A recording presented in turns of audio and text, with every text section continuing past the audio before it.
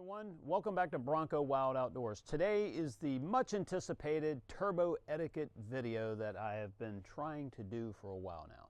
Now, turbo etiquette, what is it? So a lot of people are new to the turbo world. If you've had a turbo, a lot of this information you will know, but yeah, stick around. Maybe there's that something in there that you didn't know, and maybe something you don't agree with. So if so, you know, mention it in the comments below. If you haven't already, please like this video and subscribe to our channel, and you've got to hit that bell icon. It is more important now than ever for some reason in the YouTube algorithm. So please hit that bell icon after you hit the subscription. So why boost? Why superchargers? Why turbochargers? Well, there's a saying, there's no replacement for displacement. If you boost it, there is. So now you do stress things a little bit more, and we'll talk about that today. But really quick, this is my 2021 Badlands 2.7 Nano V6. This is a very solid engine. It's a CGI block, part CGI, part aluminum, integrated exhaust manifolds in the cylinder heads, which is really, really cool. And what that has to do with the turbos is Ford has been able to mount the turbo directly to the cylinder head, cutting down on the plumbing or the piping, the exhaust needed. And so for every inch of exhaust that you have or piping leading to the turbos represents a little bit of a lag. I don't know if it's measurable by inch, but the further the turbo is from the exhaust source, the cylinder head, the cylinders itself, the little bit more, the more lag you have.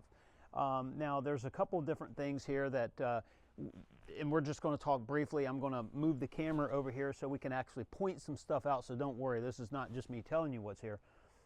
Basically, the way a turbo works, there's actually a couple different parts to a turbo. Okay, so you have the bearing assembly, which would say is in the middle. Then there's a shaft that goes through the bearing assembly. And on one side of the shaft, you have a turbine. It's a fan blade that is mounted directly to that shaft. And that is where the exhaust leaves the cylinder head and is plumbed across that turbine, spinning it. That spinning of that turbine obviously turns the shaft. And on the other side of that turbo, you have something called a compressor. And in that compressor is a wheel. And now what the compressor is a housing. All it is just a housing. The actual wheel is what does the work. That catches air that you're drawing in from the air box intake right here, which, by the way, a lot of people haven't even looked in here. There's actually a flap down in here in case you ever get water into here. It'll dump a lot of the water into the engine compartment. Next time you pop your hood, look down into the bottom. It's pretty cool. But this goes into the air box where your air filter is located.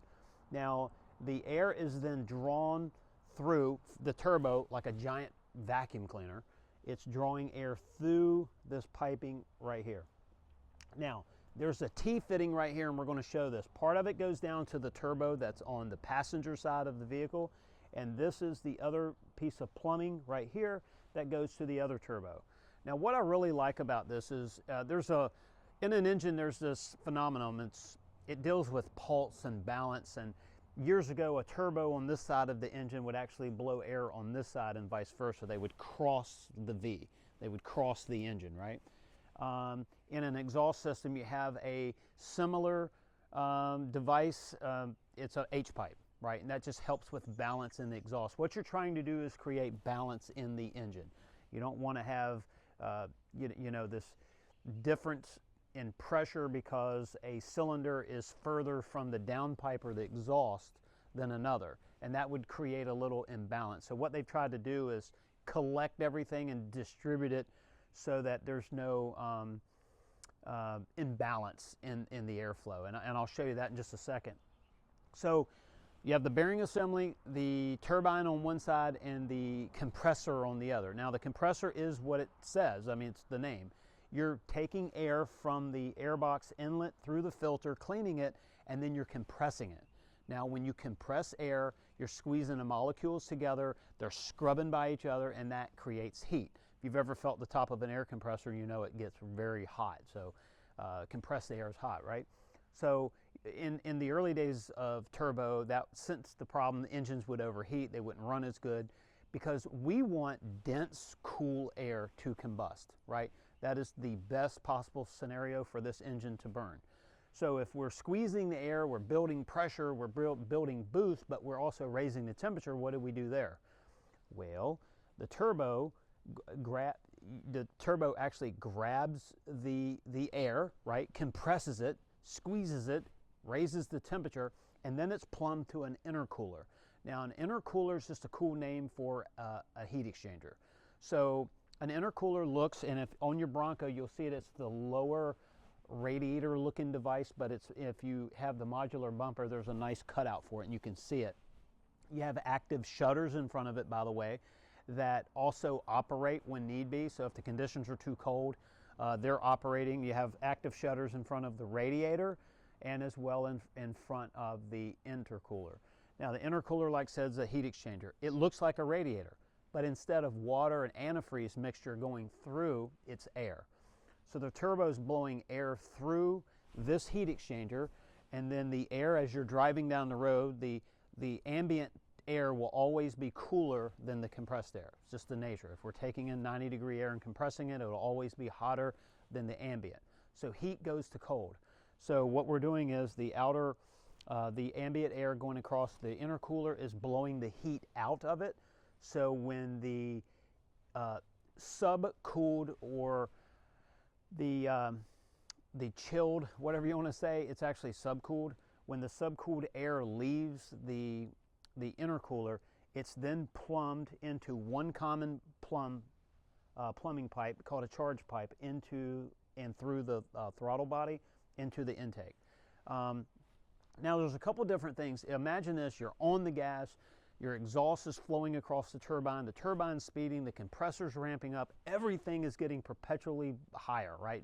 You're growing, right? Boost and exhaust, and how do you stop that? And how do you stop it in a hurry? Well, there's a couple different devices. As the engine is running, one of the things, the wastegate is going to help manage how much exhaust is going across the turbo. So we don't want too much air or too much exhaust across the turbo, causing it to spin too fast, causing too much boost. So the wastegate, as you're building a lot of boost, will actually start to open, and on this engine it's electronically controlled versus a pneumatic rod and diaphragm system, which worked off of pressure and vacuum. But the computer is telling this thing, based on sensors in the intake, when to open and how much. Now, as you're creating more boost, as the engine's flowing more exhaust, that wastegate will start to open to dump that excess exhaust out to kind of control the speed that the turbo's spinning. Now, on the compressor side, you have a blow-off valve. So you've heard a turbo engine when somebody's really getting on it and they let off and you hear the shush and the pop and the funny noise. All right, well, that noise is the blow-off valve getting rid of that charged air, that high pressure, that boosted air. It's dumping it, because if we didn't dump the air and we kept, trying to force it through the throttle body, that's going to cause a huge issue. When the flap in the throttle body, right, the gate, some people call it a butterfly, when the gate closes in the throttle body, imagine just like a detonation issue in a cylinder where you have this charged air trying to move to something and it can't. It's going to hit. And that flapper is in that gate it's pretty durable. So what happens is you have that stopping force, and that air pressure builds back up and tries to go back through the intercooler at the same time the turbo's pushing it, and that can cause some pretty major damage in charge pipes and turbos. It can actually waste the turbo in a hurry. So, so you have a blow-off valve that instantly, when you get off the gas, opens to relieve some of that pressure, so that now the engine can start to wind down, right? And so otherwise you just have this runaway issue. Some diesel engines have had that issue where you just can't control the combustion, and it just goes and goes and goes. So that is definitely, so remember, wastegate is kind of managing the exhaust flow through that turbo, and then the blow-off valve will actually relieve the turbo, the charged air, the boosted air on the combustion or the intake side. You just want to be able to control it and control it as quick as possible. So there's some pretty cool components in here. Now, turbo etiquette. Turbo etiquette is the fact that when you're driving, and you've noticed drivers on the interstate, like yesterday we had some crazy people, and I couldn't help but think, how many of these cars have turbos on them, and how many are not going to last long because of the way they drive, right? On the gas, off the gas, weeping under, and I don't mean using an engine like it was intended to be using. I just mean ragging it out, driving like a moron. And what happens is that you're speeding, you're on the gas, you're building boost, you're whatever you're doing, and you stop. I want to call it the Instagram Bronco doing the donuts in the sand. So this person was having a great time. They're doing donuts, and the RPMs were out of control, and I'm thinking, wow, man, they're just living it up. And I couldn't help but think, when they stop, I hope they don't pull up to where their friends were and cut it off and say, man, that was cool, while that turbo is cherry red hot, and the turbine was probably still spinning down from that estimated 150,000 RPMs that it spins, right? It was still, because when you cut an engine off, you kill the oil flow.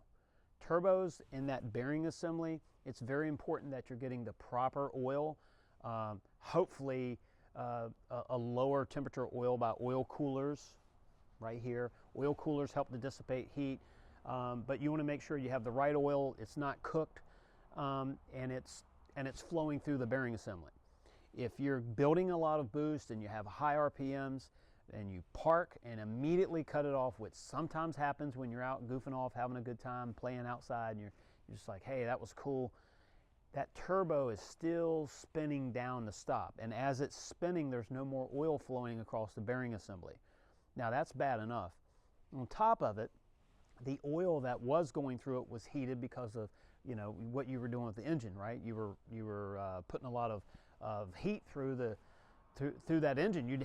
There's no time for it to cool off, for the water to help cool the oil, and vice versa. So it's one of those things to where when you're driving, when you crank up your Bronco in the morning, or any other boosted engine, when you crank it up in the morning, give it time to warm up. Now there's kind of as the engine temperature comes up to what you'll see as normal after you drive your Bronco a couple of days, you'll see where the temperature is, and that'll be your normal level. You don't need to know the temperature, just where the mark is. Remember that water temperature, that antifreeze, the water temperature we'll call it, gets up, the coolant temperature gets up to operating temperature faster than the oil. So even though it looks great on the temperature gauge, the oil is still creeping up, right? So give it 10 minutes before you really, let it run for about 10 minutes. And if you notice on the 2.7, if you notice there's a little bit of more noise when you first crank it up for the first couple minutes, and that noise instantly goes away, that's the VCT working. That is the timing, the cams, that's the fuel mixture, that is getting the temperature up to operating temperature. And then when that oil and that engine gets up to proper temperature, you hear some of that noise go away, and that noise is simply the advanced cam timing, the VCT at work. So it's actually pretty cool, and I know I'll get some comments on that. If you have any questions, and if you doubt me on that, hit me up in the comments. I want to hear it. Let's talk about it. And by the way, if you haven't already, please like this video, hit that subscription button and the bell icon. That is more important now than ever. Now, there's something in the phenomenon of jet propulsion and turbos known as coking. Oil can carbonize, right? Oil can go from its viscosity of a slick, liquidy state into a solid state. And how that happens is heat, excessive heat, and for long periods of time. So if you think about the oil line that goes to the bearing assembly in the turbo, it's very small in diameter on the supply side, a little bit larger on the return or the exit, right? So you have a supply and a return to it. Now, when you stop driving, you pull into your driveway, you want to give it that cool down period, maybe 2 or 3 minutes. If you can do 5, if you have some stuff to get together, you need to check messages or whatever when you're not driving, whatever you got to do. That's perfect time. Just don't cut it off and sit in your car. Let it idle for a few minutes, do all that, then turn it off and go into your house or your business or wherever you are. Give it that cool down period, because what's happening there is you're getting rid of the heat, or more of the heat out of the oil. So now when you do turn the engine off, the turbo wasn't spinning at a high rate of speed, the oil temperature has come down as low as it will, And then when you turn the engine off and that oil sits in that turbo, in the bearing assembly where it's super hot, it's not caking up, or coking they call it, where it's getting gummy and solidified. And I hate to use this analogy, but think of clogged arteries, right? After a while, you're going to starve the turbo because you're closing the inside of that diameter of that oil line with this excessive heat. That's why oil changes are hugely important in what type of oil you use. The recommended oil for this is what comes in it, which is a synthetic blend, 530. I'm personally going to switch over on my first oil change to full synthetic. That's just my belief, and that's what we're going to do.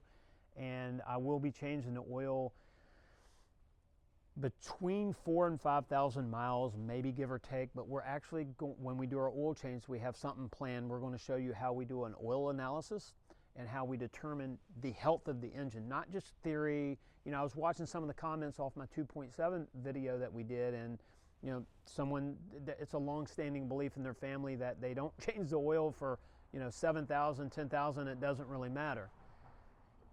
In a boosted engine, oil matters more than probably anything else, right? Because as that oil starts to change its state and it starts to break down, there's a lot of contaminants in it from the blow-by.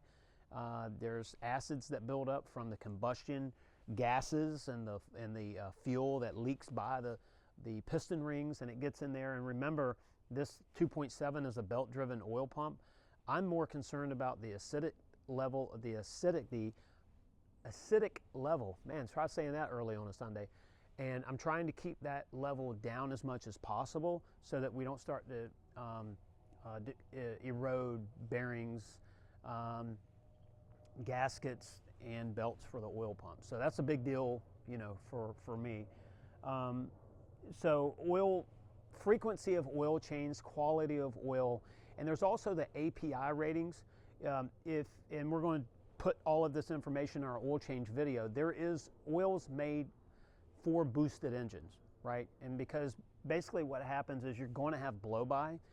When the oil does make it, when it blows, your combustion blows into the oil, right? The pressure and the heat tends to want to vaporize the oil.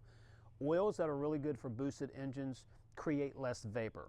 And so that's less vapor, carbon ending up in the intake that's going to then be drug across the intake valve into the intake ports, and then causing all sorts of weird stuff there. So there is oil for that, and that'll be in the oil video. But the same thing about the oil is it keeps the turbos clean as possible. Now, some oil lines that feed turbos have actually inline filters, and so that would protect the turbo, but what would it do to the oil flow if it gets stopped up? So oil changes, I've said it, every video you hear me talking about an engine, it'll be about oil. Manufacturer recommendations, you know, is fine, obviously. They design it, they recommend the stuff, but I will be changing mine more frequently. Subscribe to our channel if you would. Gavin and I would greatly appreciate that. And in exchange, and we appreciate you watching, we want to give you some really good content, some more info. If you have any questions, please ask us in the comments below, and then like it. And we're going to talk about some of the components now, and if you have any questions, we'll go from there. So let's start this process. So the engine is drawing in air, you've got it running, and the turbo is actually going to suck air into this inlet here. By the way, there's a flapper down in there. You can see that. That is for water. If the water gets in here, the water will dump out the bottom, and not as much or any going into the air box as well. So we have a filter in here, and then if you notice right here, we have a T-fitting. So what happens is the air comes in. This turbo on the passenger side right here is going to draw air out of the T and that way. The turbo that's mounted down there on the driver's side is actually going to suck air through this pipe right here, which runs all the way around, runs over, and you see that corrugated boot, it runs right into that turbo. So, and I'll tell you something that's really cool about this whole process. So each turbo now is taking air from the filtered air from the filter in the air box, splitting it off at this T. Passenger side turbo's taking its air, driver side is taking its air. Now, once it compresses the air, I want to show you how this works. So right here, this is where the air enters the turbo. This is the compressor housing, and then there's a wheel. That wheel is spinning. It's actually spinning this way. Sorry, that was kind of weird. Spinning this way and blowing up into this high pressure hose right here. It blows over and it actually meets into another Y fitting, and this pipe right here is from the driver's side turbo. So you can see from here we have the passenger side turbo blowing air in here, high pressure air in the charge pipe, and then we have the turbo over here blowing into this fitting. Now that goes all the way down, and this is where it gets really hard. You can see that green stripe, how it elbows and it turns toward, looks like the front of the vehicle. That enters the intercooler. Now let's go around here and look at some cool stuff. Now right here are active shutters. So these right here, they're controlled by temperature. But if you can see behind it, it looks like a radiator. See the fins back there? So instead of coolant going in that radiator looking device, that's actually called an intercooler. Instead of coolant, you have air. Now as you're driving down the road, air's going through here with the shutters open, air's traveling across here, across the intercooler, and that is getting rid of the heat that we talked about, the heat of compression. So as we're squeezing the air, we're raising the temperature. So that air goes through that radiator and dissipates heat through all of the fins. Now it's going to leave the intercooler through that big hose right there. I'm going to move my hand out of the way so you can see it. It looks like a radiator hose, right? But it's not. And there's a rubber hose there. There is a twist clamp. Then it goes back into this charge pipe here. Now this comes over. It's kind of hard to tell. This camera makes it kind of hard, but this right here is the other end of it. Now this goes through the throttle body and into the intake. This is a composite intake. And you have all these different sensors in here. By the way, when we talked about the PCV system, getting rid of crankcase vapor, this is a valve cover right here. That vapor builds up into that valve cover, and when you're not under a really high boost situation, the vapor will actually leave through this valve here, and there's a check valve, so vapor can leave but pressure can't come back, and it goes around and it dumps into the intake. Remember, this is where the air is flowing in and then being sucked into each cylinder. There's 3 on this side and 3 on this side. So this is sort of, an intake is a collector, right? And this is where all the air goes. Now there's something very cool about this process. We mentioned H pipes and exhaust to help with the pulse in an engine to balance out the pressure from each cylinder, because each cylinder is in a different distance from the exhaust, right? The exhaust pipe or manifold, in this case the manifold's in the block. But because that piston is coming up in that cylinder, and that cylinder, say this cylinder in the front of the engine is further from the exhaust port than the second cylinder on this side. So we have 1, 2, 3. This cylinder here is very close, and then this one's a little bit further and this one's further. What happens with this setup? As the turbo creates this boosted air and it goes into this T, the 2 turbos become one. The pressure becomes one environment, right? So if we've got a little bit more pressure here, a little bit more here, and I mean just slightly, because these sensors here are going to start to pick up on inadequacies in boost. And so when it goes to this T, or this Y fitting right here, when it goes on the other side, it's one pressure. Now it goes through the intercooler, it leaves the intercooler, which is subcooled. It goes in at a hot, high pressure, comes out as a subcooled high pressure. It goes through this charge pipe right here, into the throttle body, and then ultimately into the intake. This device right here is, there's a flapper inside, right? So this is idle, here, this is off, and this is full boost, wide open. So if you were looking at the flapper, and I know my hand's the perfect tool here, but the flapper's like this or like this, right? Imagine that blow-off valve. Air's rushing into, and it does this. Air hits the end, it can't go anywhere, and where does that back pressure go? Imagine when you let go of a garden hose and you see the hose dance around a little bit, but just amplified out a few thousand times.